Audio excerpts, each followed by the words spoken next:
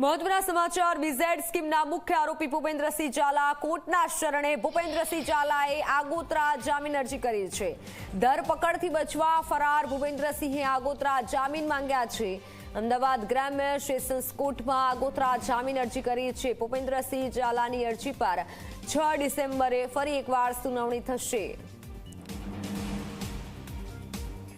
ભૂપેન્દ્રસિંહ ઝાલાએ આગોતરા જામીન અરજી કરી છે। જોકે ભૂપેન્દ્રસિંહ ઝાલા હાલ ફરાર છે। અમદાવાદ ગ્રામ્ય સેશન્સ કોર્ટમાં અરજી કરી છે। 6 ડિસેમ્બરે આગામી સુનાવણી હાથ ધરવામાં આવશે। અનેક લોકોના રૂપિયા ખાઈને બેઠો છે ભૂપેન્દ્રસિંહ ઝાલા અને હવે જામીન અરજી કરી છે। આગોતરા જામીન અરજી મહાઠગ ભૂપેન્દ્રસિંહ ઝાલાએ કરી છે। પોલીસ હાલ ભૂપેન્દ્રસિંહ ઝાલાને શોધી રહી છે, આ કેસની તપાસ કરી રહી છે અને તે પહેલા આગોતરા જામીન અરજી કરી છે ભૂપેન્દ્રસિંહ ઝાલાએ।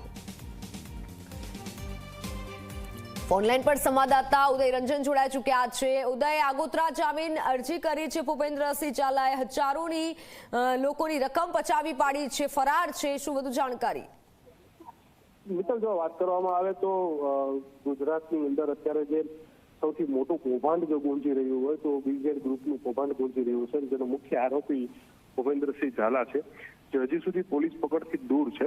ત્યારે ભૂપેન્દ્રસિંહ ઝાલા જે છે એ કોર્ટના શરણે થયા છે અને આગોતરા જામીન માટેની અરજી કરેલી છે, જેની સુનાવણી આવતીકાલે 6 તારીખે જે છે એ રાખવામાં આવેલી છે। ત્યારે કોર્ટમાં આવતીકાલે શું નિર્ણય કરવામાં આવે છે, આગોતરા જામીન રદ થાય છે કે કોર્ટ મંજૂર કરે છે, એની ઉપર સૌ કોઈની નજર રહેલી છે। ત્યારે બીજી તરફ જો વાત કરવામાં આવે તો પીઆઈડી દ્વારા અત્યારે તપાસનો ધમધમાટ જે છે શરૂ કરી દેવામાં આવેલો છે।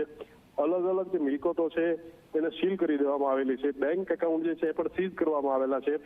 અન્ય વધુ 2 ફરિયાદો પણ નોંધવામાં આવેલી છે અને બની શકે છે કે આવનારા સમયની અંદર આ આખો જે આંકડો જે છે એ સૌથી મોટો થઈ શકે છે। મિત્તલ, બિલકુલ બિલકુલ ઉદય, આભાર માહિતી બદલ। ત્યારે આ આંકડો મોટો પણ આવી શકે છે, અન્ય ખુલાસા પણ થઈ શકે છે, પરંતુ હાલ તો સેશન્સ કોર્ટમાં આગોતરા જામીન અરજી કરી છે।